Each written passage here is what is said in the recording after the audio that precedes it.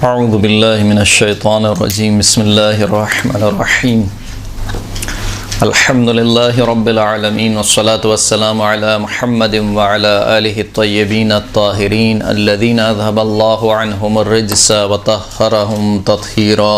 अल्लाहुम्मा सल्लि अला मुहम्मद व आलि मुहम्मद वल्लअनतुद्दाइमतु अला अअदाइहिम अजमईन अम्मा बाद फ़क़द क़ाल अल्लाहु सुब्हानहु व तआला फ़ी किताबिहिल मजीद बिस्मिल्लाहिर्रहमानिर्रहीम वजअलनाहुम अइम्मतन यहदूना बिअम्रिना व अवहयना इलैहिम फ़िअलल खैरात व इक़ामस्सलात व इताअज़ ज़कात व कानू लना आबिदीन।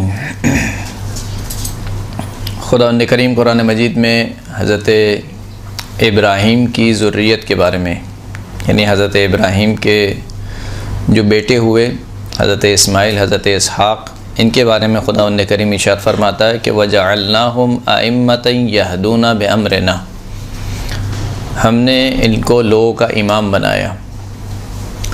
यहदूना बिअम्रिना, ये हमारे अमर से हिदायत करते हैं लोगों की। व अवहयना इलैहिम फ़िअलल खैरात व इक़ामस्सलात, हमने इनकी तरफ वही की अच्छे कामों की, नमाज को कायम करने की, व ईताअ ज़कात, ज़कात को देने की। व कानू लना आबिदीन, और ये सब के सब हमारे इबादत गुज़ार बंदे थे। खुदावंद करीम ने जो अपने मनासिब हैं उसको हज़रत इब्राहीम की ज़ुर्रियत में रखा है। इन्नल्लाह अस्तफ़ा आदम व नूहन व आला इब्राहीम व आला इमरान अलल आलमीन ज़ुर्रियतम बअदुहा मिन बअद, खुदावंद करीम ने चुन लिया हज़रत आदम को, हज़रत नूह को, आले इब्राहीम को और आले इमरान को। अलल आलमीन, इनको हमने चुन लिया किस पर? आलमीन पर, यानी इनका इस्तिफ़ा हुआ, चुन लिया गया। इस्तिफ़ा के माने होते हैं चुन लेना। और अलल आलमीन का मतलब क्या है? यानी ये नहीं कहा कि मिनल आलमीन, आलमीन में से चुन लिया। यानी अगर इस क्लास में मिसाल के तौर पर मुझसे कहा जाए कि आप अपनी जो सबसे अच्छी तालिबा है उसका इंतखाब करें, तो मैं कहूँगा कि मैंने फ़लाँ तालिबा को अपनी क्लास में से चुना, ये कहूँगा। लेकिन अगर कोई कहे कि मिसाल के तौर पर आप कि कौन सी ऐसी तालिबा है जिसको आप अपने बाद नायब बनाना चाहते हैं इस क्लास में, तो मैं कहूँगा कि मैंने फ़लाँ तालिबा को अपनी क्लास पर चुन लिया। यानी पर चुन लिया का मतलब क्या है? यानी इसको मैंने हुज्जत करार दिया दूसरों पर। अलल आलमीन, मिनल आलमीन नहीं, अल्लाह ने चुन लिया आदम को, हज़रत नूह को, आले इब्राहीम को, आले इमरान को, अलल आलमीन यानी आलमीन पर हुज्जत बनाया। चुन लिया के माने यहाँ पर ये हैं, वरना इस्तिफ़ा के क्या माने हैं? इस्तिफ़ा के माने यहाँ पर ये नहीं है कि मिसाल के तौर पर इनको जो है वो एक मकाम अता किया, इनको मिसाल के तौर पर फ़ज़ाइल अता किए, वो सब अपनी जगह हैं। लेकिन यहाँ पर माने क्या हैं? अलल आलमीन, चुन लिया। हज़रत मरियम के बारे में खुदावंद करीम ने क्या इरशाद फरमाया कि जब फ़रिश्तों ने हज़रत मरियम से कहा इन्नल्लाह अस्तफ़ा की व तहर की वस्तफ़ा की अला निसाइल आलमीन, ए मरियम आपको अल्लाह ने चुन लिया और आपको पाक किया और फिर तमाम दुनिया की औरतों पर चुन लिया। यानी 2 मरतबा इस्तिफ़ा हुआ हज़रत मरियम सलामुल्लाह अलैहा का। इन्नल्लाह अस्तफ़ा की, आपको चुना, व तहर की, और आपको पाक किया। यानी पहले जो आपको चुना गया था, किस लिए चुना गया था? तहारत के लिए चुना गया था। इसका मतलब ये है कि इस्मत के लिए भी बंदे चुने जाते हैं, इंतखाब किए जाते हैं। हर कोई एरा गैरा नत्थु गैरा तथहीर के लिए मुंतखब नहीं होता है। इन्नल्लाह अस्तफ़ा की व तहर की वस्तफ़ा की अला निसाइल आलमीन, और फिर आपको चुन लिया आलमीन की औरतों पर। इसी तरीके से और भी कुरान मजीद में मुख्तलिफ़ मकामात में ये लफ्ज़ इस्तिफ़ा और इसके मुश्तक़ात इस्तेमाल हुए। तो खुदावंद करीम ने हज़रत इब्राहीम की ज़ुर्रियत में मनासिब को रखा, क्योंकि हज़रत इब्राहीम तमाम अम्बिया में वो पहले नबी हैं कि जिनको अल्लाह ने नबूवत और रिसालत के साथ साथ इमामत से भी नवाजा। व इज़ इब्तला इब्राहीम रब्बुहु बिकलिमातिन फ़अतम्महुन्ना क़ाला इन्नी जाइलुका लिन्नासि इमामा। जब इब्राहीम के परवरदिगार ने इब्राहीम का इम्तिहान लिया और इब्राहीम उस इम्तिहान में कामयाब हुए तो परवरदिगार ने फरमाया कि इन्नी जाइलुका लिन्नासि इमामा, मैं अब तुम्हें लोगों का क्या बना रहा हूँ, बना रहा हूँ। यानी इसका मतलब है कि इससे पहले इमाम नहीं थे, तो अब अगर इससे पहले इमाम नहीं थे तो क्या थे, नबी थे, रसूल थे, क्योंकि वही हो रही, यानी जिस वक्त ये खुदावंद करीम गुफ्तगू कर रहा है ये वही है और वही उसी पर होती है जो कि नबी हो। तो इसका मतलब ये है कि इस कॉल से पहले हज़रत इब्राहीम नबी भी थे और रसूल भी थे, साहिब शरीयत थे, लेकिन इमाम नहीं थे। इमाम अब बनाया जा रहा है। जब इस इमामत के ओहदे को देखा तो हज़रत इब्राहीम ने क्या कहा, मिन ज़ुर्रियती, खुदाया मेरी ज़ुर्रियत में भी इमामत को रख दे। तो जब हज़रत इब्राहीम ने कहा कि मिन ज़ुर्रियती, मेरी ज़ुर्रियत में इमामत को रख दे, तो खुदावंद करीम ने रद्द नहीं किया हज़रत इब्राहीम को, बल्कि क्या कहा, ला यनालु अहद ज़ालिमीन, मेरा जो ये ओहदा है, इसका मतलब है कि इमामत एक मनसब है, एक अलक़ाब नहीं है कि आप दुनिया वालों की तरह जिसका जो चाहे लक़ब आप लगा दें, किसी को आप अल्लामा बना दें, किसी को आप मिसाल के तौर पर जो लक़ब देना चाहें दे दें, ऐसा नहीं है। बल्कि इमामत एक ओहदा है, मनसब इलाही है। ये मेरा मनसब ज़ालिमीन तक नहीं पहुँचेगा, यानी रहेगा तुम्हारी ज़ुर्रियत में लेकिन ज़ालिमीन तक नहीं पहुँचेगा। तो वो जो दुआ की थी हज़रत इब्राहीम ने कि इमामत को मेरे ज़ुर्रियत में रख दे, उसका जवाब खुदावंद करीम क्या दे रहा है, वजअलनाहुम आइम्मा, हमने जो हज़रत इब्राहीम की ज़ुर्रियत है, इस्माइल, इसहाक़ और याक़ूब वग़ैरह, इनको हमने लोगों का इमाम बनाया। वअवहैना इलैहिम फ़िअल खैरात, हमने इनकी तरफ जो है वो नेक कामों की वही की, नमाज को कायम करने की वही की, ज़कात देने की वही की। तमाम के तमाम लोग, इनका जो सबसे बड़ा तुर्रा इम्तियाज़ क्या था कि ये नबी रसूल सब कुछ थे, लेकिन कानु लना आबिदीन, सबसे बड़ा तुर्रा इम्तियाज़ क्या था, सब के सब हमारे इबादत गुज़ार बंदे थे। तो खुदा ने जब अपने बंदों को मुंतखब किया तो उन बंदों में जो सबसे बड़ी ख़ासियत थी वो बंदगी परवरदिगार थी। अब्दियत की मंजिल पर थे वो लोग। अब्दियत की मंजिल पर जब तक इंसान नहीं आता है उस वक्त तक इंसान को इंसान कहे जाने के लायक नहीं होता है, चेबे रसद कि आप उसको नबी या रसूल या इमाम कहें।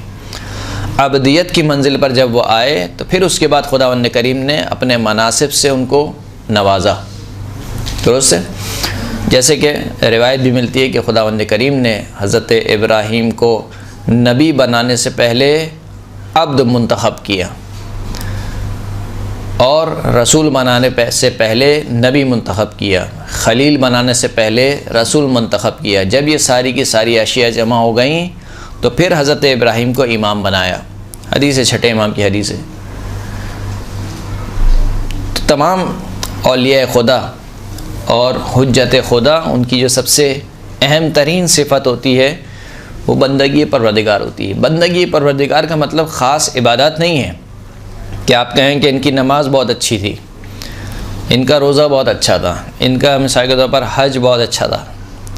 बंदगी परवरदिगार का मतलब ये होता है कि इंसान खुदा की मर्ज़ी में फ़ना हो जाए, ये बंदगी परवरदिगार है। यानी इस वक्त खुदा मुझसे क्या चाहता है, मैं अपनी मर्ज़ी को फ़ना करके अल्लाह की मर्ज़ी को मुक़द्दम करूं। इसे अब्दियत कहा जाता है, इसे बंदगी कहा जाता है कि इंसान अपने वजूद को भुला दे कि मैं कुछ नहीं हूँ, जो कुछ है मेरा परवरदिगार है, जो कुछ है उसकी मर्ज़ी है। रिज़ल्लाह रज़ाना अहलल बैत, अल्लाह की रज़ा ही हम अहले बैत अतहार की रज़ा है। सैयद शुहदा इमाम हुसैन अलैहिस्सलातु वस्सलाम का ये कौल है कि जब वो जा रहे थे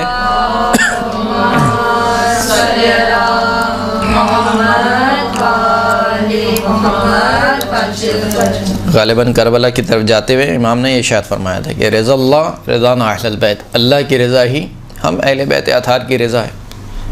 वमिनन्नासि मन यशरी नफ्सहु इब्तिग़ाअ मरज़ातिल्लाह वल्लाहु रऊफ़ुम बिल इबाद, लोगों में से कुछ ऐसे हैं कि जो अल्लाह की मर्ज़ी के एवज़ अपने नफ्स को बेच देते हैं और अल्लाह अपने बंदों पर बहुत मेहरबान है। तो अल्लाह की मर्ज़ी के एवज़ अपने नफ्स को बेच देना ये सुनने में बहुत आसान है, लेकिन इसको ज़रा अपनी ज़िंदगी में लेकर आइए तो फिर इंसान को पता चलता है कि कितना मुश्किल काम है कि जब हम चंद रिश्तेदारों की खातिर मिसाल के तौर पर कहते हैं कि नहीं वो रिश्तेदार नाराज़ ना हो जाएं, लिहाजा चलें थोड़ी देर चलने दें गाने, मिसाल के तौर पर थोड़ी मिस गैदरिंग होने दें, फ़ना बंदा नाराज़ हो जाएगा, फ़ना नाराज़ हो जाएगा, वो उठ के चले जाएंगी, वो ये चले जाएंगी। इसका मतलब ये कि हमारे जो रोज़मर्रा की ज़िंदगी है उसमें मुक़द्दम अल्लाह के अलावा कोई और भी शख्सियात हैं, और इसी को शिर्क ख़फ़ी कहा जाता है कि हम गोया तशरीक के कायल हैं, खुदा के साथ हमने कुछ ऐसी शख्सियात को रखा हुआ है कि जिनकी मर्ज़ी हमारे लिए क्या है, मुक़द्दम है, हम उनकी मर्ज़ी को भी देखते हैं। लेकिन अहले बैत अतहार और खुदावंद करीम के अंबिया और औसिया और औलिया, उनकी ये ख़ासियत थी कि वो अल्लाह की मर्ज़ी में जो वो किसी की मर्ज़ी को नहीं देखते थे, किसी मलामत करने वाले की मलामत से खौफज़दा नहीं होते थे। तो ये तुर्रा इम्तियाज़ अगर किसी को मिला है तो अहले बैत अतहार को, और किस तरीके से अहले बैत अतहार ने इस सिफ़त को अपनाया है कि दुनिया दंग रह गई है। तमाम फ़ज़ाइल और तमाम कमालात अहले बैत अतहार के दर पर हैं। यही वजह है कि लोग क्यों अहले बैत अतहार को क़ैद करने पर, उनको कत्ल करने पर मुसिर हैं। यानी आप सोचिए, ख़ुद आज जिस हस्ती की विलादत है, चौथे इमाम, इमाम ज़ैनुल आबिदीन अलैहिस्सलाम के, अल्लाहुम्मा सल्लि अला मुहम्मद व आले मुहम्मद।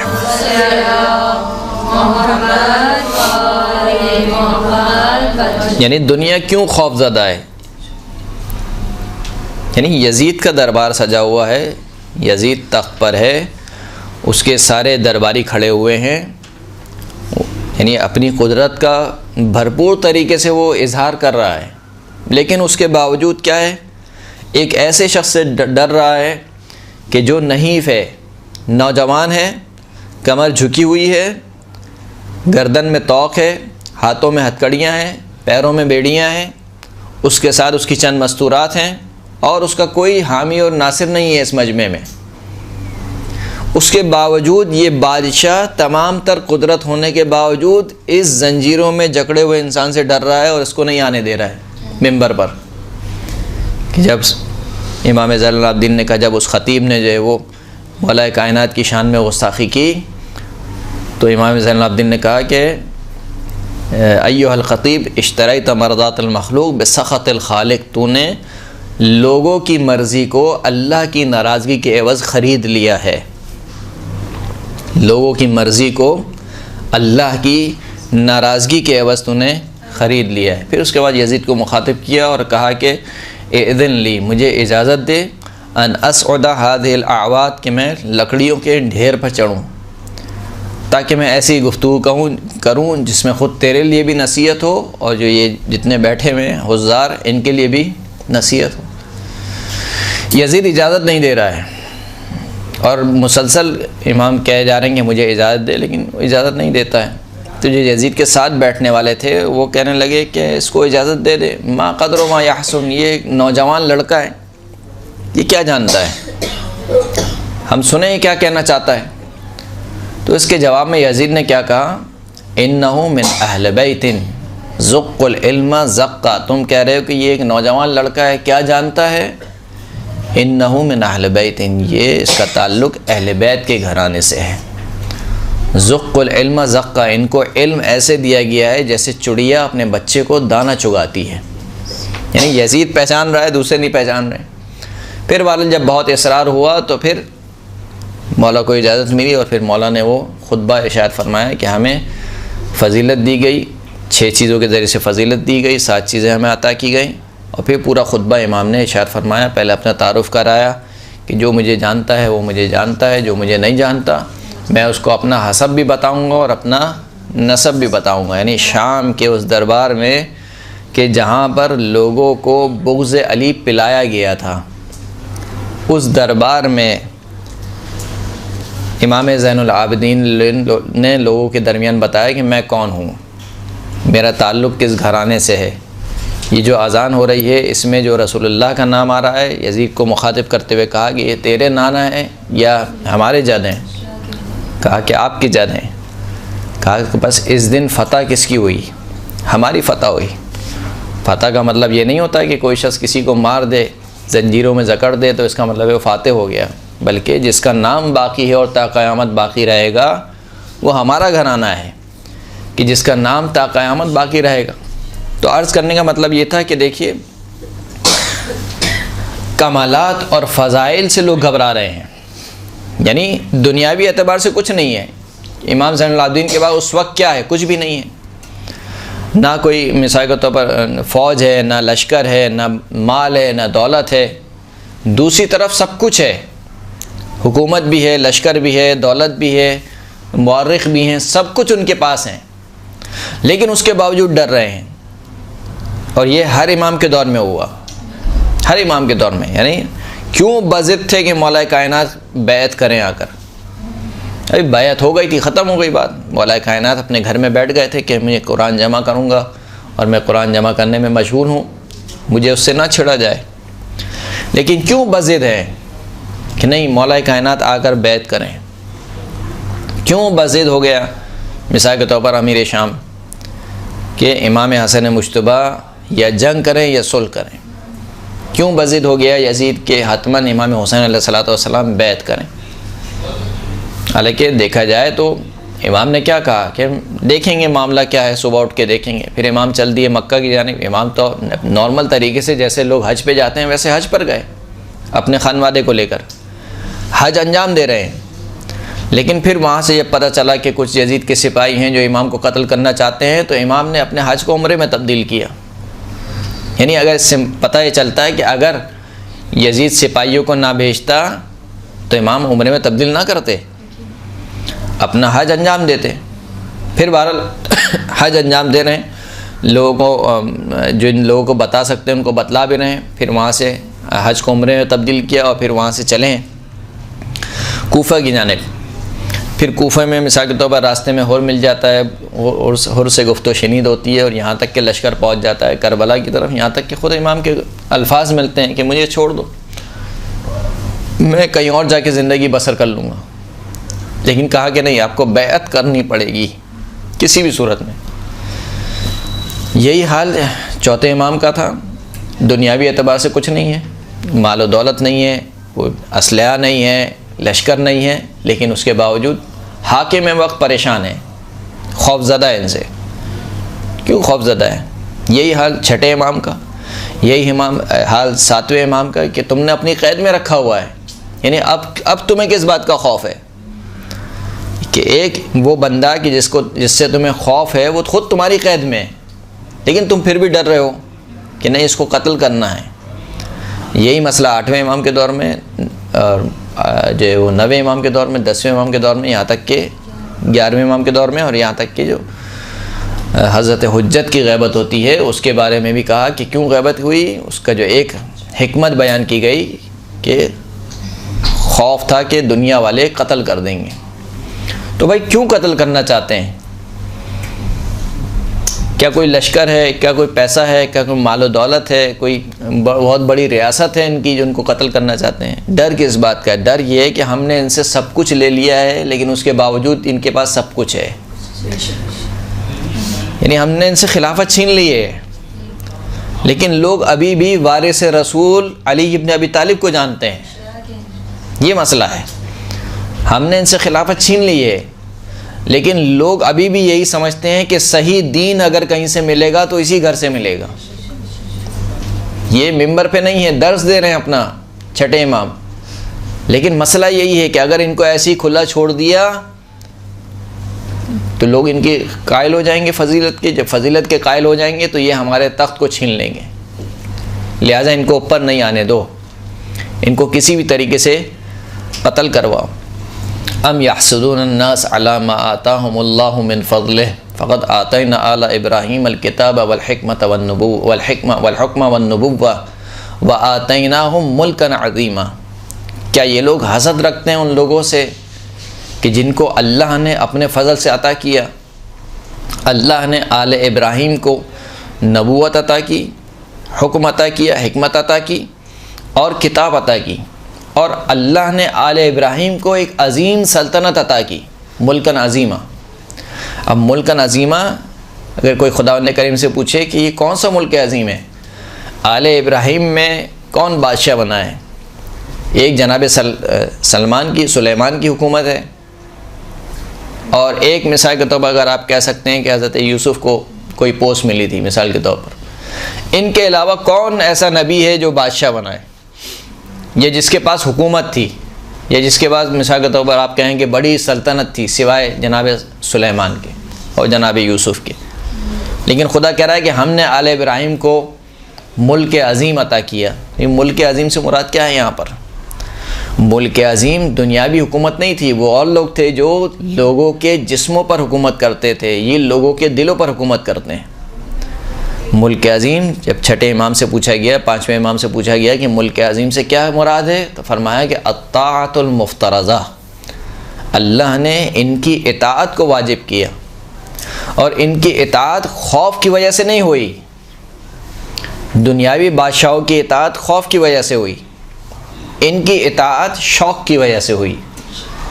यानी मौला कायनात अमीरुल मोमिनीन अली इब्न अबी तालिब अलैहिस्सलातु वस्सलाम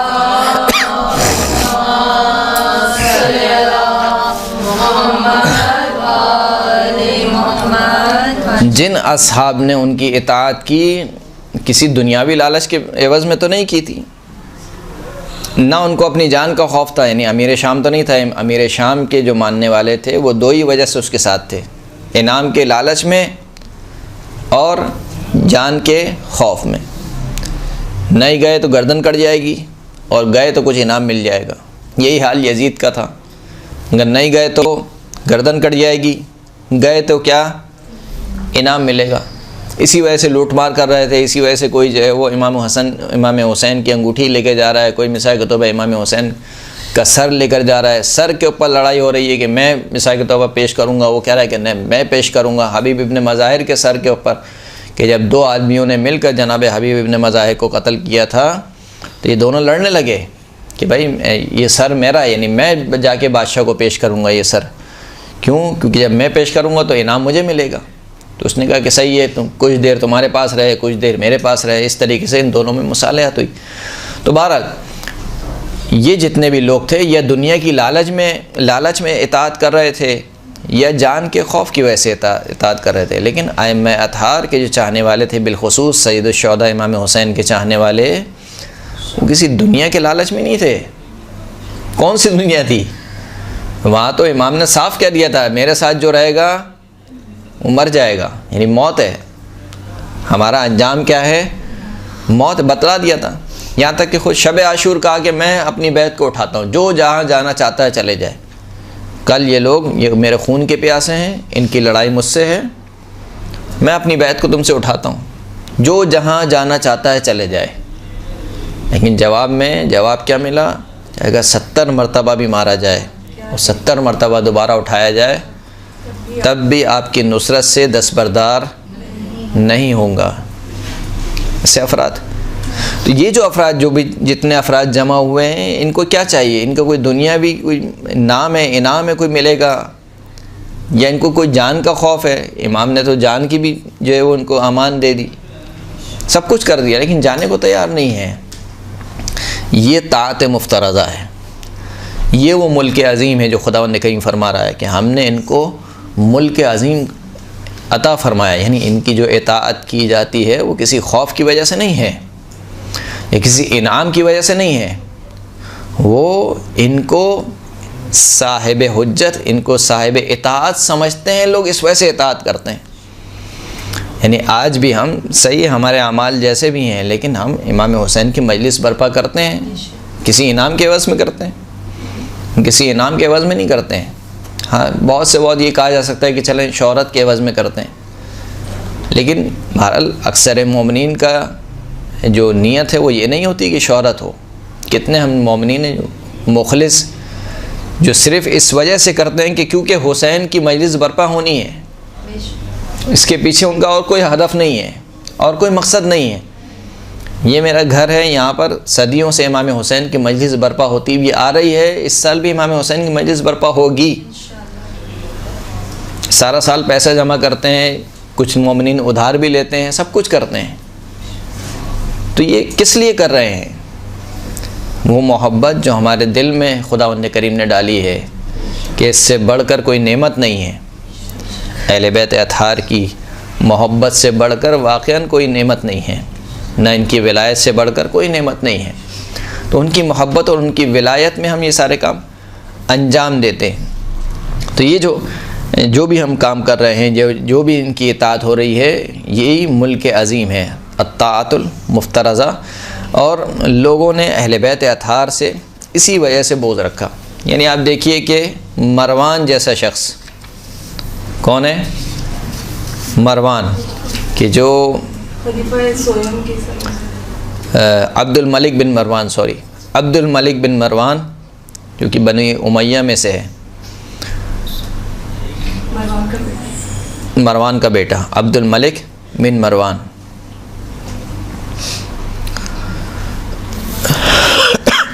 रिवायत कहती है कि जब इसने चौथे इमाम की तरफ निगाह की तो फस्तअज़मा अब्दुल मलिक मा रअा मिन अथर सुजूद बैन ऐनै अली इब्न अल हुसैन अलैहिस्सलाम। जब इसने इमाम की पेशानी पर सजदों के निशान देखे तो एक मरतबा हैरत में आ गया, गिब्ते में आ गया।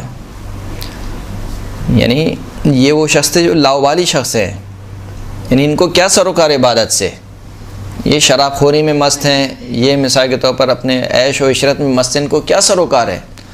लेकिन जब इमाम की पेशानी से सजदे के निशान देखे तो एक मरतबा हैरत में आ गया और कहने लगा कि या अबा मोहम्मद लक़द बय्यना अलैकल इज्तिहाद व लक़द सबक़ लका मिन अल्लाहिल हुस्ना व अंत बज़अतुम मिन रसूलिल्लाह सल्लल्लाहु अलैहि वसल्लम क़रीबुन नसब वकीदुस सबब व अन्नका लज़ू फ़ज़्लिन अज़ीम अला अहले बैतिका व ज़वी अस्रिका व लक़द ऊतीता मिनल फ़ज़्ल वल अमल वद्दीन वल वरा मा लम युअतिही अहदुन मिस्लुक वला क़ब्लुका इल्ला मन मज़ा मिन सलफ़िक व अक़बला युस्नी अलैहि व युतरी।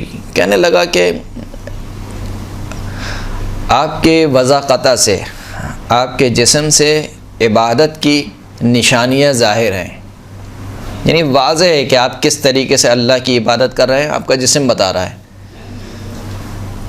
जबकि खुदावंद करीम की जानिब से आपको फ़जीलत हासिल है, आप रसूलुल्लाह के जुज़ हैं, आप रसूलुल्लाह से आपका नसब बहुत करीब है और आपको वो फ़ज़ाइल अता हुए हैं जो किसी को अता नहीं हुए हैं। यानी कहना ये चाह रहा था कि आप इतनी इबादत क्यों कर रहे हैं, यानी आप रसूलुल्लाह के करीबी भी हैं, मिसाल के तौर पर उनसे फ़ज़ाइल में भी लोगों से सबसे आगे हैं, तो इतनी इबादत करने की ज़रूरत नहीं है आपको। हम जैसा कोई इबादत करे चले समझ में आता है कि गुनाहगार बंदा है। आप जिसकी ज़मानत दी जा चुकी है जन्नत की, जिसके वसीले से, जिसके सदक़े में जन्नत और जहन्नम तकसीम होगी, उसको इबादत की क्या ज़रूरत है। इमाम ने क्या फ़रमाया, कहा कि कुल्लमा ज़करतहु व वसफ़तहु हुवा मिन फ़ज़लिल्लाहि सुब्हानहु व तअयीदुहु व तौफ़ीक़ुहु। जितने भी तूने मेरे फ़ज़ाइल और मेरी मनाक़िब ज़िक्र किए, ये सब का सब अल्लाह का फ़ज़ल है, अल्लाह की तायीद है। यानी इमाम समझाना चाह रहे हैं कि अगर खुदा की तौफ़ीक़ ना हो, हर चीज़ की बाज़गश किस तरफ है, खुदावंद करीम की तरफ है। अगर मैं नमाज़ें पढ़ रहा हूँ तो उसमें मेरा कमाल नहीं है, खुदा की तौफ़ीक़ है। अगर वो तौफ़ीक़ मुझसे छिन जाए तो ना नमाज का कोई पता है, ना रोज़े का कोई पता है, ना तक़वा का कोई पता है। कहा जो भी तूने मेरे फ़ज़ाइल ज़िक्र किए, ये सब के सब अल्लाह की तौफ़ीक़ है, अल्लाह की तायीद है, अल्लाह का फ़ज़ल है, ये सब कुछ है। फ़अैन शुक्रुहु अला मा अनअमा।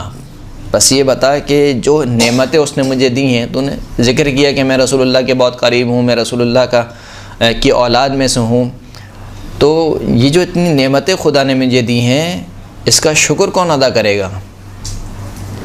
यही जवाब इमाम ने दिया था जाबिर बिन अब्दुल्ला अंसारी को।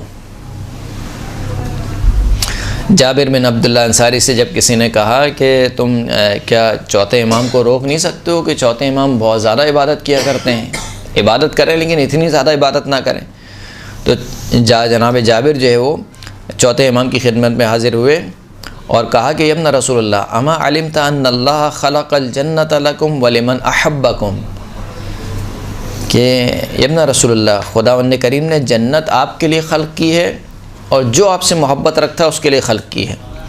व खलक़न नार लिमन अबग़ज़कुम व आदाकुम, खुदावंद करीम ने जहन्नम को उस शख्स के लिए खल्क़ किया है जो आपसे बुग़्ज़ रखे, दुश्मनी रखे। कहाँ सही है, फ़मा हाज़ल जुहदुल्लज़ी कल्लफ़तहु नफ़्सुक, तो बस ये इतनी इबादत कैसे, यानी ये जो आप इबादत कर रहे हैं, सुबह शाम इबादत में मसरूफ़ रहते हैं, यहाँ तक कि बताया जाता है कि इमाम के कुल 1000 दरख्त थे, या जैसे कि ख़ुद 5वें इमाम बयान फरमाते हैं कि युसल्ली फ़िल यौम वल लैला अल्फ़ रकअतिन, एक दिन में 1000 रकत नमाज़ पढ़ा करते थे। चौथे इमाम एक दिन में 1000 रकत नमाज़ पढ़ा करते थे। आपका एक बाग़ था, उसमें खजूर का दरख्त था, हर खजूर के दरख्त के नीचे 2 रकत शुक्राने की नमाज़ पढ़ते थे, तो इतनी इबादत करते थे। तो जनाब जाबिर ने कहा कि यानी इतनी इबादत की क्या ज़रूरत है, आप सही है इबादत करें, वाजिब नमाज़ें पढ़ें और बस मुसल्ला लपेटें, मुसल्ला लंबा करने की क्या ज़रूरत है। तो क्या कहा, या साहिब रसूलुल्लाह, इमाम ने फरमाया कि ए रसूलुल्लाह के सहाबी, अमा अलिमता अन्न जद्द रसूलुल्लाह सल्लल्लाहु अलैहि वसल्लम क़द ग़फ़रल्लाहु लहु मा तक़द्दम मिन ज़ंबिहि व मा तअख़्ख़र फ़लम यदअल इज्तिहाद व तअब्बद बिअबी व उम्मी हत्ता इनफ़तख़ अस्साक़ व वरिमल क़दम फ़क़ील लहु अतफ़अलु हाज़ा व क़द ग़फ़रल्लाहु लक मा तक़द्दम मिन ज़ंबिक व मा तअख़्ख़र। ए रसूलुल्लाह के सहाबी, क्या तुझे नहीं मालूम है कि जो हमारे जद हैं रसूलुल्लाह, उनके मुताल्लिक़ खुदा ने कुरान में ये आयत नाजिल की है कि ए हबीब, हमने आपके अगले पिछले सारे गुनाह माफ़ कर दिए। गो के कोई गुनाह नहीं है रसूलुल्लाह के, ये लोगों की निगाह में भारत कुरान की आयत का ज़ाहिर ये है कि हमने आपके अगले पिछले सारे गुनाह माफ़ कर दिए। उसके बावजूद जो है वो हमारे जद रसूलुल्लाह ने इतनी इबादत की खुदा की कि इंतफ़ख़ अस्साक़, यहाँ तक कि जो रसूलुल्लाह की पिंडली थी उसमें वरम आ गया था, यानी वो बड़ी हो गई थी, फैल गई थी। व वरिमल क़दम, रसूलुल्लाह के कदमों में क्या हो गया था, वरम पड़ गया था, यानी इतनी इबादत करते थे कि ख़ुद जब खुदावंद करीम ने कहा कि फ़अबुद रब्बका हत्ता यअतियकल यकीन, अपने परवरदिगार की इबादत करता रहे यहाँ तक कि तुझ तक यकीन आ जाए, यानी मौत आ जाए। तो रसूलुल्लाह ने इतनी इबादत की कि ख़ुद खुदावंद करीम को कहना पड़ा कि या अय्युहल मुद्दस्सिर क़ुमिल लैला इल्ला क़लीला, यानी ख़ुद खुदा को कहना पड़ा कि ए चादर ओढ़ने वाले, रातों को इबादत किया कर मगर कम इबादत किया कर।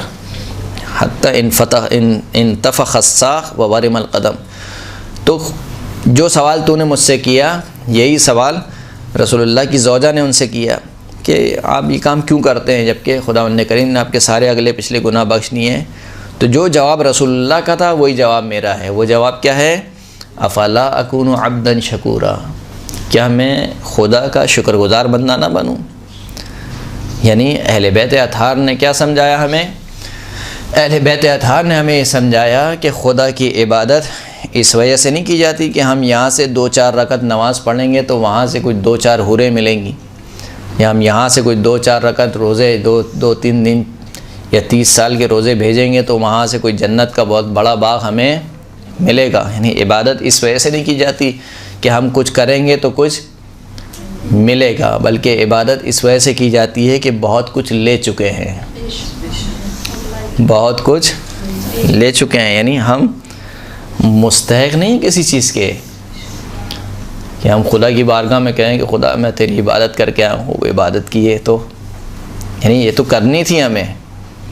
यानी आपने कभी देखा है कि दुनिया में कहीं पे लिखा हो कि जो सिग्नल की पाबंदी करेगा उसको ये इनाम मिलेगा, जो सिग्नल नहीं तोड़ेगा उसको मिसाल के तौर पर 500 रुपये मिलेंगे। देखा आपने कहीं कोई शख्स मिसाल के तौर पर सारे सिग्नल की पाबंदी करे और आखिर में आके पुलिस वाले से बोले कि मैंने कोई सिग्नल नहीं तोड़ा, मुझे इनाम दो, वो बोलेगा मेरे बाप पे एहसान किया है, कोई सिग्नल नहीं तोड़ा है, ये तो काम करना ही था। नहीं ये काम तुम्हारे ही लिए हमने बनाए थे कि ताकि सिग्नल नहीं तोड़ो तो मिसाल के तौर पर निज़ाम में खलल ना आए, किसी को चोट ना लगे, एक्सीडेंट ना हो, ये हमने तुम्हारे लिए बनाया था, तो उस पर इनाम कैसा। तो खुदावंद करीम की आप हम इबादत कर रहे हैं तो हम किसी चीज़ के मुस्तहिक नहीं हो रहे हैं कि हम कहेंगे मैंने नमाज़ पढ़ ली तो मैं जन्नत का मुस्तहिक हो गया। मुस्तहिक नहीं है, जो कुछ है सब फ़ज़ल इलाही है, खुदा का फ़ज़ल है कि वो हमें दे रहा है, बाँट रहा है हमें, हत्ता वो चीज़ें भी दे रहा है जिसके हम अहल नहीं हैं, दुनिया में भी दे रहा है, इंशाअल्लाह आखिरत में भी देगा। लेकिन जो कुछ भी वो दे रहा है सब उसका फ़ज़ल है। आखिरत में जो भी मामला हमारे साथ होगा, इसलिए हम कहते हैं कि खुदावंद करीम आमिलना बेफ़ज़लिक वला तो आमिलना बेअदलिक, परवरदिगार हमारे साथ अपने फ़ज़ल वाला मामला कर, हमारे साथ अदल वाला मामला नहीं करना। अदल वाला मामला किया तो हम कहीं के भी नहीं रहेंगे। इसलिए कि जैसी हमारे नमाज़ें हैं और जैसे हमारे रोज़े हैं, ये हूर और जन्नत तो क्या है, ये तो मुंह पर मार देने के लायक हैं कि जब हम नमाज़ पढ़ते हैं तो किस जल्दी में हम नमाज़ पढ़ते हैं। नमाज की पहली रकत में हम कहाँ होते हैं, दूसरी रकत में हम कहाँ होते हैं, तीसरी रकत में हम कहाँ होते हैं। यानी हम एक तरीके से तेरी तौहीन कर रहे होते हैं कि तेरे सामने हम खड़े में लेकिन तेरी तरफ मुतवज्जे नहीं है। ये तेरी बारगाह में खड़ा हुआ हूँ, नियत करके खड़ा हूँ, कुर्बतन इल्लल्लाह कह के खड़ा हूँ। आपने देखा है कि किस कदर तौहीन महसूस होती है कोई आपके सामने खड़ा हो और आपको मुसलसल इग्नोर करे, मुसलसल आपको इग्नोर करे, तो आप क्या करती हैं? या तो वहाँ से चले जाती हैं या किसी और काम में मशगूल हो जाती हैं, इसलिए कि आपको अपनी इंसल्ट फील हो रही है कि यार ये मैं खड़ी हुई हूँ इसके सामने और ये मुसलसल मुझे इग्नोर कर रही है, यानी मेरी तो मुतवज्जे नहीं हो रही। तो हम कितनी तौहीन करते हैं खुदा की। पूरी ज़िंदगी तो आप छोड़ दीजिए, जो 5 नमाज़ें हम पढ़ते हैं उस नमाज में हम खुदा की तरफ मुतवज्जे नहीं हैं। उस नमाज में फ़जर की नमाज आधी आंखें खुली हुई हैं, आधी आंखें बंद हैं। जल्दी से बस नमाज हो जाए तो जल्दी से दोबारा जाए बेड पर, ताकि नींद का जो सिलसिला था वो दोबारा जुड़ जाए, कंटिन्यू हो जाए। तो ये नाउज़ुबिल्लाह तौहीन है खुदावंद करीम की। इसलिए कहा गया कि हसनातुल अबरार सय्यातुल मुक़र्रबीन। हसनातुल अबरार यानी नेक लोगों की नेकियां मुक़र्रब लोगों के निगाह में गुनाह हैं। यानी मैं जैसी नमाज़ पढ़ता हूँ, मेरी ये नमाज चौथे इमाम की निगाह में गुनाह है। मैं जैसी नमाज़ पढ़ता हूँ, मैं जो से रोज़े रखता हूँ, ये रोज़े इमाम की निगाह में गुनाह है। कोई इबादत ऐसे की जाती है खुदा की, रोज़े ऐसे रखे जाते हैं, नमाज ऐसे पढ़ी जाती है खुदा की। हसनातुल अबरार सय्यातुल मुक़र्रबीन, जो खुदा के मुक़र्रब बंदे हैं वो गुनाह शुमार करते हैं इस बात। उनके नज़दीक गुनाह ये नहीं है कि नाउज़ुबिल्लाह ज़िना कर लिया, ग़ीबत कर ली किसी की, झूठ बोल लिया का, ये तो दरकिनार। उनके नज़दीक गुनाह ये है कि खुदा तेरी इबादत जैसी करनी चाहिए थी वैसी नहीं करी। ये उनके नज़दीक गुनाह है कि परवरदिगार मुझे तू जिस तरीके से इबादत का मुस्तहिक़ था, मा अबदतुल्लाह हक़्क़ इबादी, जैसे अल्लाह की इबादत का हक़ था मैंने उस तरीके से इबादत को अंजाम नहीं दिया। एक सलात पढ़े मोहम्मद व आले मोहम्मद।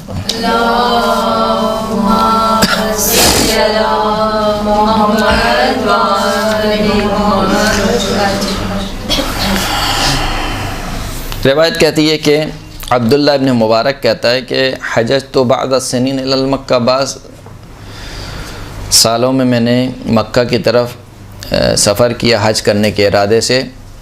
जब मैं सफ़र में जा रहा था तो मैंने एक नौजवान लड़के को देखा कि जिसकी उम्र 7 साल की होगी या 8 साल की होगी, और वो अकेला था और किसी सवारी पे भी नहीं था, वो पैदल जा रहा था, उसके पास कोई सामान भी नहीं था। यानी ऐसे ही पैदल सफ़र कर रहा है, उसके पास कोई सामान नहीं है और ना ही उसका कोई बड़ा है, कोई उसके वालिदैन भी उसके साथ नहीं है। कहता है कि मैं उस बच्चे से नज़दीक हुआ, उसको सलाम किया और मैंने उससे सवाल किया कि मा मन क़ताअतल बर, तुम रास्ता किसके साथ तय कर रहे हो, यानी कौन है तुम्हारे साथ, कोई है? बर बोलते हैं खुशकी को। तो जवाब देने वाले ने, यानी उस बच्चे ने जवाब दिया माल बार। बार किसकी सिफत है? खुदावंद करीम की, कि मैं खुदावंद करीम के साथ रास्ता तय कर रहा हूँ। उसने पूछा था कि मामन क़ताअतल बर, तुम ये खुशकी का रास्ता किसके साथ तय कर रहे हो? जवाब में कहा कि मैं खुदावंद करीम के साथ रास्ता तय कर रहा हूँ। का जब ये जवाब सुना मैंने तो मैं थोड़ा सा हिल गया कि ये आम बच्चा नहीं है कोई। कहा कि या वलदी ऐन ज़ादो का व राहिलतो, तुम्हारा ज़ाद और तोशा कहाँ है, यानी सामान सफ़र नहीं है तुम्हारे पास, तुम्हारी कोई सवारी नहीं है। तो उस बच्चे ने जवाब दिया ज़ादी तक़वाया व राहिलती रिजलाया, मेरा ज़ाद राह तक़वा है और मेरे जो सवारी है वो मेरे 2 पैर हैं, यानी मैं पैदल सफ़र कर रहा हूँ और जो मेरा ज़ादे राह है वो तक़वा है। वक़स्दी मौलाया, और मेरा जो इरादा है जिसकी तरफ निकला हूँ वो मेरा मौला और आका यानी खुदावंद करीम है जिसका मैंने क़स्द किया है। इतना सुना तो फिर थोड़ा सा हिल गया कि ये बच्चा जो है वो कोई आम बच्चा नहीं है। सवाल किया कि या वलदी मिम्मन तकून, तुम किस घराने से ताल्लुक़ रखते हो? तो जवाब देने वाले ने जवाब दिया मुत्तलबीयुन, मैं मुत्तलबी हूँ। कहा कि अबिन ली, मेरे लिए और वाज़े करो। तो कहा कि हाशमीयुन, मैं हाशमी घराने से ताल्लुक़ रखता हूँ। कहा कि अबिन ली, मेरे लिए और वाज़े करो। कहा अलवीयुन फ़ातिमी, मैं अलवी भी हूँ और फ़ातिमी भी हूँ, यानी नजीबुत तरफ़ैन, जो मौला का जो नसब है वो दोनों जानिब से सादात से मिलता है, अलवीयुन फ़ातिमी। फ़क़ुल्तु सैयदी हल क़ुल्त शैअन मिन अश्शिअर, मैंने कहा कि क्या तुम्हें कुछ शेर आते हैं? तो उसने कहा, बच्चे ने कहा नाम, यानी चौथे इमाम की बात हो रही है। चौथे इमाम जो 7 या 8 साल के थे उस वक्त की बात हो रही है। तो कहा कि मैंने, अब्दुल मुबारक कहता है, मैंने उनसे कहा कि क्या तुम्हें कोई शेर आते हैं? तो उसने, बच्चे ने कहा कि हाँ मुझे शेर आते हैं। कहा कि मुझे कुछ शेर सुनाओ। तो इमाम ने ये शेर सुनाए, जो शेर मैं आपको विलादत की मुनासबत से हदिया पेश कर रहा हूँ। क्या इमाम ने कहा? लनहनु अलल हौज़ रव्वादुहु, खुदा की कसम हम हौज़ कौसर पर वारिद होने वाले हैं, हौज़ कौसर पर। नदूदु व नुस्की वर्रादुहु, जो भी हौज़ कौसर पर आएगा हम बाज़ को पानी पिलाएंगे और बाज़ को झड़क देंगे। नजूद बोलते हैं जब जो अरब में जो पानी का वो होता था, कहीं पे भी पानी नज़र आता था, जो अपना ऊँट नहीं होता था तो उसको जो है वो हकाया जाता था, दूर भगाया जाता था, उसको बोलते नजूद।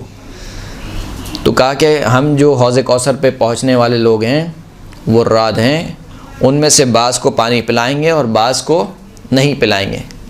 फिर इमाम फरमाते हैं वमा फ़ाज़ा मन फ़ाज़ा इल्ला बिना, जो भी कामयाब हुआ वो कामयाब नहीं हुआ मगर हमारे वसीले से।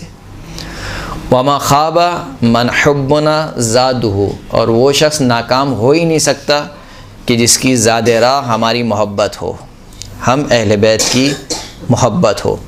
वमन सर्रना नाना मिन्न सुरूर, जो हमें खुश करे वो हमसे भी खुशी देखेगा, जो हमें खुश करे वो हमसे क्या देखेगा? खुशी देखेगा। यानी अहले बैत अतार को जो खुश करे वो उनसे खुशी देखेगा। वमन साअना साअ मिलादुहु, जो हमारे साथ बुरा करे इसका मतलब ये है कि उसकी विलादत बुरी है। वमन काना गासिबना हक़्क़ना, जो हमारे हक़ को गसब करने वाला हो, फ़यौमल क़ियामत मिआदुहु, तो बस हमारा और उसका दिन कौन सा दिन है? क़यामत के दिन। यानी हमारी उसकी मुलाकात कहाँ पर होगी? क़यामत में हम उससे निपटेंगे। अभी तो दुनिया में वो हमारा हक़ गसब कर रहा है, खा लेगा, दुनिया कितने दिन की ख़त्म हो जाएगी, लेकिन क़यामत में जो है वो हम इससे मुलाकात करेंगे। एक सलात पढ़े मोहम्मद वाला।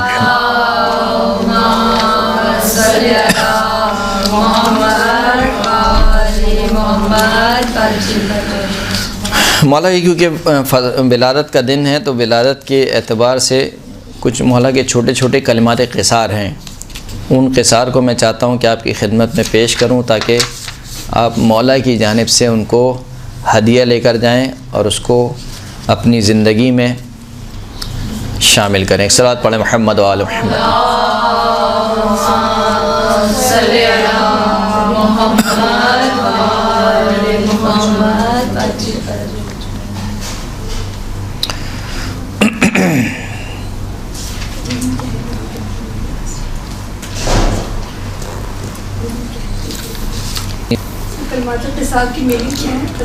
छोटे छोटे मुख्तसर, क़िसार यानी मुख्तसर, काफ काफ क़िसार, इतना बुरा मखरज तो नहीं है मेरा।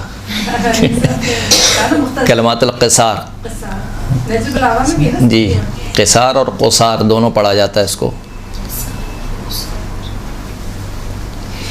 फरमाते हैं कि इन्ना अहब्बकुम इलल्लाह अहसनकुम इन अहब्बकुम इलल्लाह अहसनुकुम अमलन, खुदा के नज़दीक तुम में से सबसे ज़्यादा महबूब वो है जो खुदा के लिए सबसे अच्छा अमल अंजाम देने वाला है।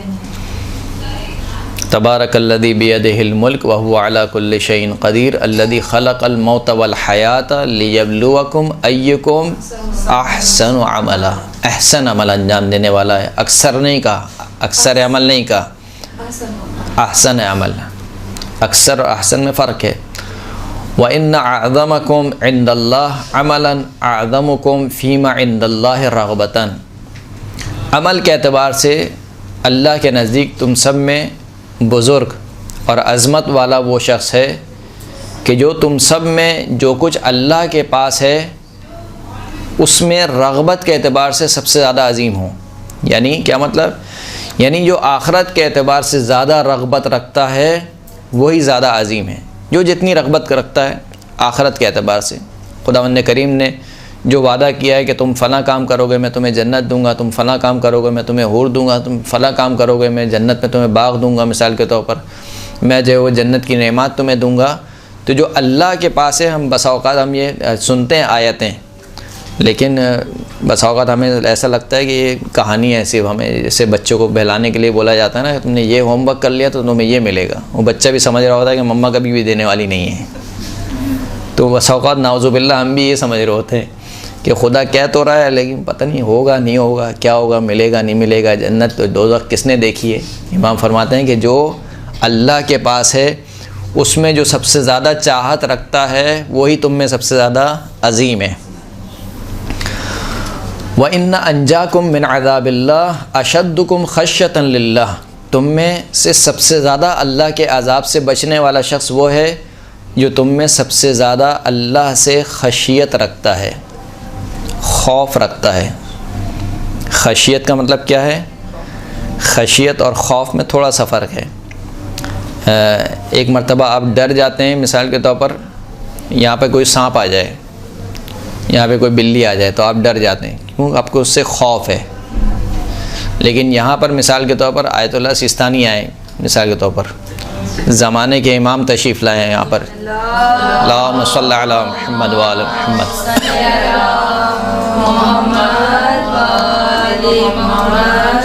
इंशाअल्लाह हम सब वो दिन देखें कि जब हम अपने ज़माने के इमाम के हुजूर बैठकर दर्स हासिल करें। तो जैसे आप मिसाल के तौर पर हमारी कोई हैसियत नहीं है, लेकिन हम जैसा गुनाहगार बंदा आता है तो आप खड़े हो जाते हैं, सही है। तो ज़माने के इमाम आएंगे तो आपकी कैफियत क्या होगी? तो वो जो एहतराम है वो किस वजह से? खशियत की वजह से, हैबत की वजह से, एहतराम की वजह से। तो कहा कि जो अल्लाह को अल्लाह का पास रखते हुए अल्लाह से डरे, यानी अल्लाह नाउज़ुबिल्लाह कोई ऐसी चीज़ तो नहीं कि कोई डरावनी चीज़ है, उसका मिसाल के तौर पर चेहरा बहुत डरावना है। कहा कि उसके एहतराम की वजह से, खुदा की अज़मत की वजह से जो खुदा से डरे वो तुम में सबसे ज़्यादा अज़ाब खुदा से बचने वाला है, नजात पाने वाला है। व इन्ना अक़रबकुम मिनल्लाह औसअकुम खल्क़न। तुम में से सबसे ज़्यादा अल्लाह के नज़दीक वो है जो सबसे ज़्यादा अल्लाह की मखलूक पर वसअत देता है नेमतों को। यानी क्या मतलब? यानी अल्लाह की नेमतों को दबोच के नहीं रख लेता अपने लिए, बल्कि दूसरे लोगों को फैज़याब करता है उस नेमत से। व इन्ना अर्ज़ाकुम इंदल्लाह अस्आकुम अला अयालिही। और तुम में से सबसे ज़्यादा अल्लाह को राज़ी करने वाला शख्स वो है जो अपने अहलो अयाल के लिए सबसे ज़्यादा कोशिश करने वाला है। यानी ये बात शायद मैं पहले भी कर चुका हूँ कि कोई शख्स ये ना समझे कि अगर मेरी दुनिया ख़राब है तो कोई मसला नहीं है, आखिरत ठीक है। आखिरत भी उसी वक्त सही होगी जब दुनिया सही होगी, जब आपके खुदा न खास्ता आपके बच्चे आपके काबिल होंगे, वो किसी के हाथ फैलाने के मोहताज नहीं होंगे, तभी उनकी दुनिया क्या होगी, उनकी आखिरत क्या होगी, अच्छी होगी। तो कहा कि खुदा के नज़दीक सबसे ज़्यादा राज़ी शख्स वो है कि जो अपने अहलो अयाल के लिए सबसे ज़्यादा कोशिश करने वाला है। यानी किस तरीके से उनकी दुनिया अच्छी हो सकती है, उनको पढ़ाई लिखाई, उनके अखराजात बर्दाश्त करने वाला है।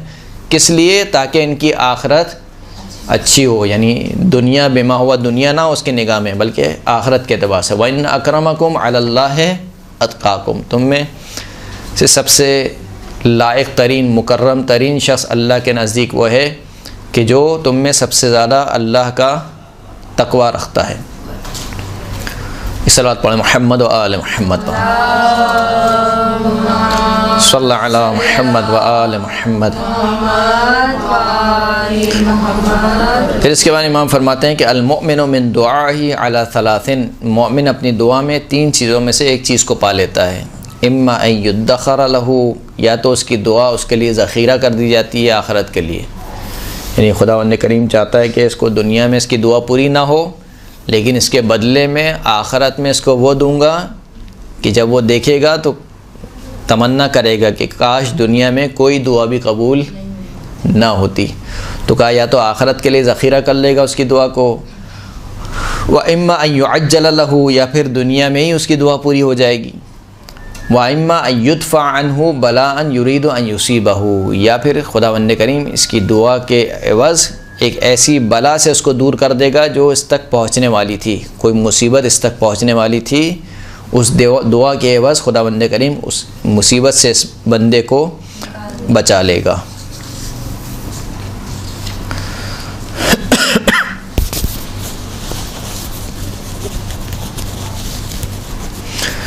सलासन मुंजियातुन लिलमुमिन, 3 चीज़ें मोमिन को नजात देने वाली हैं। कफ़्फ़ु लिसानिही अनिन्नास वग़्तियाबिहिम, अपनी ज़बान को लोगों से बाज़ रखे, बंद रखे। वग़्तियाबिहिम, उनकी ग़ीबत करने से परहेज़ रहे। जैसे कि मैंने शायद किसी दर्स में कहा था कि रिवायत में एक पूरा बाब है, किस चीज़ का बाब है? तर्क मा ला यानी, ला यानी चीज़ों का तर्क करना, यानी एक वो काम कि जिससे आपका कोई रब्त नहीं है, कोई ताल्लुक़ नहीं है, आप खामखा उसके मुतालिक गुफ्तगू कर रही हैं। कि मिसाल के तौर पर अपनी सहेली के मुताबिक उसकी सास तो उसको निकलने नहीं देती है, उसका शौहर तो मिसाल के तौर पर ये करता है, उसने तो ये कपड़े पहने हुए थे, वो ऐसी रहती है, वो फन, यानी इसका आपसे क्या ताल्लुक़ है? वो जैसी भी रहती है, उसकी सास जो भी करती है, उससे आपका क्या ताल्लुक़ है? तर्क माला यानी ऐसी चीज़ को तर्क करना जिससे आपका कोई रब्त नहीं है। तो कफ़ लिसान, अपनी ज़बान को बंद करके रखना लोगों से। व इश्ग़ालुहु नफ्सहु बिमा यनफ़अहु लिआखिरतिही व दुनियाहु, और अपने आप को मशगूल रखना उस चीज़ में जो इसकी दुनिया और इसकी आखिरत में इसको फ़ायदा दे। नहीं, ज़बान को बंद रखे और इस चीज़ में मशगूल रहे कि जो या तो दुनियावी उसको फ़ायदा हो या उसको उखरवी फ़ायदा हो। तीसरी चीज़ क्या है? तूलुल बका अला खतीअतिही, अपने गुनाहों पर जो है वो कसरत से गिरिया करे। ये 3 चीज़ें मोमिन के लिए नजात का बाइस हैं। खुदावंद करीम से दुआ है कि हम सबको आइम्मा अतहार की सीरत पर, उनके अक़वाल पर, बिलखुसूस मुझे जो कि मैं बोलने वाला हूँ, इन अक़वाल पर अमल करने की तौफ़ीक़ अता फ़रमा। हम सबको इमाम ज़ैनुल आबिदीन के साथ महशूर फ़रमा। चौथे इमाम की शफ़ाअत हर मरहले पर, मौत के वक्त, क़ब्र में, क़ब्र से उठाए जाने के वक्त, महशर में, पुल सिरात पर, जन्नत में, हर मौके पर चौथे इमाम की शफ़ाअत को हमारे शामिल हाल करार दे। चौथे इमाम के सदक़े में अपनी आखिरी हुज्जत इमाम असर व ज़मान के ज़ुहूर में ताजील फ़रमा। हम सबको इमाम ज़माना के आवान व अंसार में शुमार फ़रमा। व आखिर दावाना अनिल हम्दुलिल्लाहि रब्बिल आलमीन।